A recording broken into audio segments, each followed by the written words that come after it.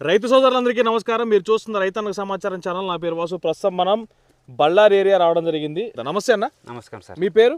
ఒన్నూరప్ప sir. ఒన్నూరప్ప sir. ఎన్ని ఎకరాల మిరప తోట ఈ సంవత్సరం సాగు చేస్తున్నారు? 10 ఎకరాలు సార్. 10 ఎకరాలు. ఇప్పుడు ఎన్ని రోజుల ఫీల్డ్ ఇదంతా కూడా మొత్తం? 100 రోజులు సార్. 100 రోజుల ఫీల్డ్. సార్. 100 రోజుల ఫీల్డ్లో మన వసుదా కొట్టక ముందు నీ చేలో ఎంత కాపు సెట్ అయి ఉంటుంది? అప్పుడు ఇంకా కాపీ వేసి ఎట్టుకోవాలి సార్. 100 రోజుల ఫీల్డ్ కానీ కాపే సెట్ కాల. ఏలా సార్? నిజమేనా? వాస్తవం? అవును సార్. ఒకసారి కింద చూపి నాకు. ఇదేంది నాటు వెరైటీగా డబ్బీ వెరైటీ? అవును సార్. కింద ఏం లేదు. ఒక్కసారి కింద చూడన్నా. కింద చూడండి, మొత్తం కూడా ఆకుపచ్చ ఆకులు మొత్తం కూడా ఏమీ లేదు కింద అంతా కూడా. పైన చూసుకుంటే నీకు ఏ విధంగా ఉంది మొత్తం తోట? వసదా కొట్టినప్పుడు ఇది ఎంత ఇట్లా అయింది సార్. వసదా కొట్టిన కాంచింత అవుతుంది. అవును సార్. కాపు సెట్టింగ్ అయితే ఉంటుంది. అట్లా పూర్తిగా కూడా వస్తుంటుంది సార్. ఎన్ని రోజులు అవుతుంది మీరు వసదా కొట్టి? ఒక 10 రోజులు వస్తుంది సార్. 10 రోజులు అవుతుంది సార్. 10 రోజుల్లో మీరు వసదా కొట్టిన తర్వాత ఏ రిజల్ట్ గమనించారు అసలు వాస్తవంగా నువ్వు?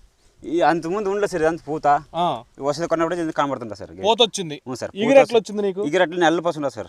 మొత్తం ఈగిరంతా కూడా నలుపస్తుంది ఈ విధంగా మొత్తం కూడా దగ్గర వస్తుంటా సార్. బ్రహ్మాండంగా. ఇక్కడ చూపించన్నా మీరు.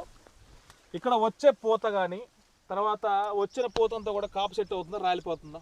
అట్లా సెట్ అవుతుంటా సార్. కాపు సెట్ అవుతుంది. అవును సార్. వాస్తవంగా ఇదంతా కాపు నిలబడితే నీకు ఎన్ని క్వింటాల కాపు సెట్ అవుతుంది? ఎకరానికి 10-12 క్వింటాలు కావచ్చు సార్. 10-12 క్వింటాల కాపు సెట్ అవుతుంది సార్. అట్లా ఎంత పడింది నీకు వస్తుందా ఇది? 600 సార్.